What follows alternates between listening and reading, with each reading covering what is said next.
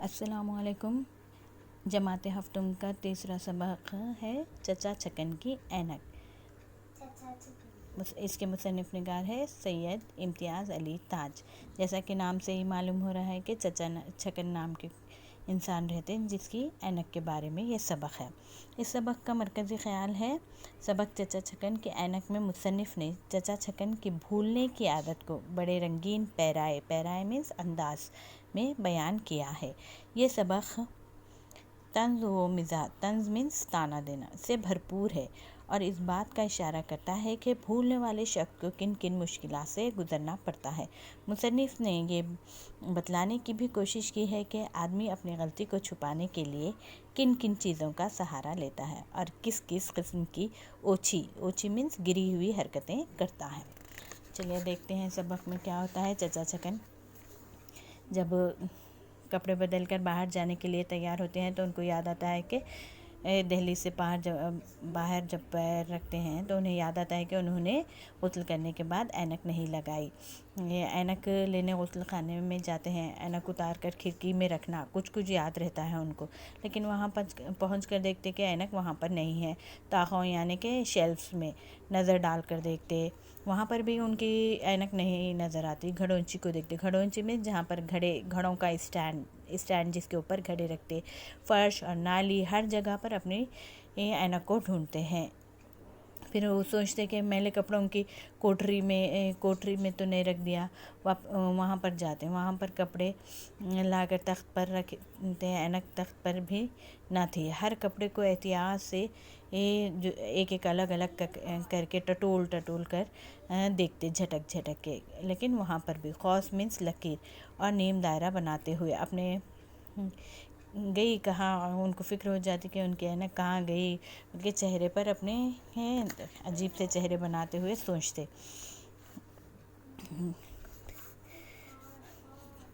سارے کمرے کا جائزہ لیتے، بے توجہی یعنی لاپرواہی سے کسی اور جگہ تو نہیں رکھ دی۔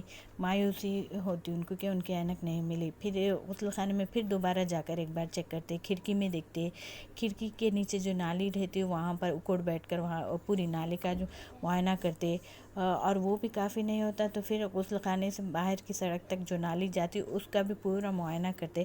غسل خانے میں پہنچتے، گردن گھما کر طاقوں پر پھر سے شیلفوں میں دیکھتے، گھڑونچی کے نیچے دوبارہ گھڑے کی جگہ سے سرکا کے گھڑے وہاں پر بھی دیکھتے۔ پریشانی کے عالم میں کھڑے سر کھجاتے، عجیب تماشا ہے، کہاں رکھ دیا ہوگا سوچتے۔ میلے کپڑے باری اس زور سے جھٹکتے کہ اینک کیا سوئی بھی لگی ہوتی تو الگ ہو کر گر پڑتی۔ لا حول ولا قوت ایک لفظ یعنی اچانک نیا خیال سوجھا، بھاگے ہوئے پھر غسل خانے میں پہنچتے ہیں۔ لوٹے اٹھا کر دیکھنے سے رہ گئے تھے، وہاں بھی کچھ نہ نکلا۔ گردن بڑھا کر احتیاط سے ایک نظر لوٹوں کے اندر بھی ڈال لیتے ہیں، کچھ سراغ نہ ملا۔ داڑھی کھجاتے ہوئے پھر کمرے میں آ جاتے ہیں، ذرا دیر کھوئے ادھر ادھر بیٹھتے، پھر تخت پر بیٹھ جاتے ہیں، سر جھکا کر ایک نظر احتیاط سے تخت کے نیچے بھی ڈال لیتے ہیں۔ اچانک خیال آتا ہے کہ اینک لگا کر غسل خانے میں گئے ہی نہیں ہوں گے، وہاں اینک اتار کر رکھنے کا تو یوں ہی وہم یعنی گما خیال آیا۔ چپکے سے بیٹھ کر صبح سے اس وقت تک کے واقعات پر غور فرمانے لگتے ہیں کہ شاید اس طرح کسی موقع پر اینک اتارنا اور کہیں رکھنا یاد آ جائے۔ سوچا اینک کہیں بستر ہی میں نہ رہ گئی ہو۔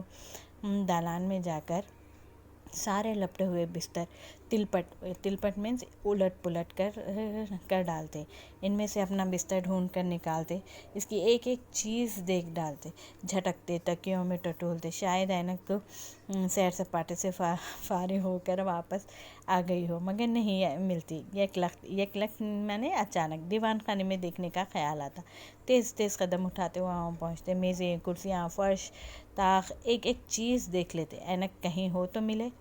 چچا کھسیانے مینس کھسیانے شرمندہ سے ہو چلے۔ کیا واہیات مینس بیکار، بے اختیار جی چاہتا تھا چچی نوکروں اور بچوں کو امداد یعنی مدد کے لیے پکارے، لیکن ان سے امداد طلب مانگنا کرنے میں ہیٹی مینس شان گھٹ جائے گی، ان کی ہیٹی ہوتی تھی۔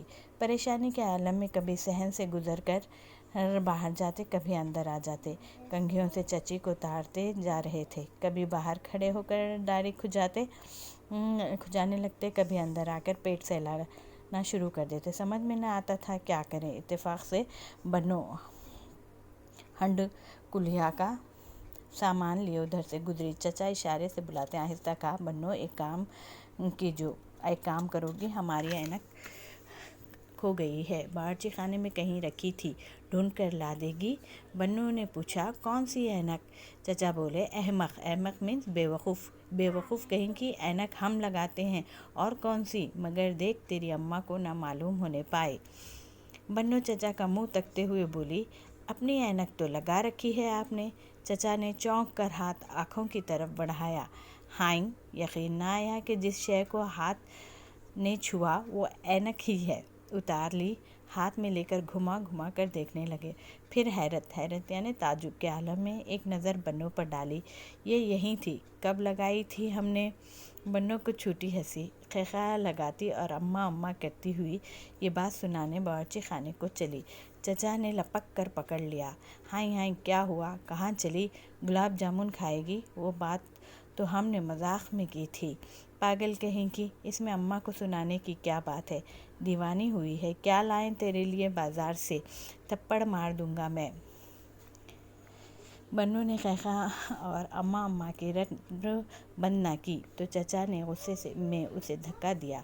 वो करीब गिर कर रोने लगी। चचा जल्दी से बाहर निकल गए।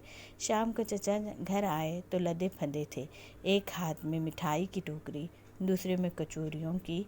दरवाजे में कदम रखते ही बच्चों को पुकारना शुरू कर दिया, ऐसे खुश गोया सुबह कुछ हुआ ही नहीं था।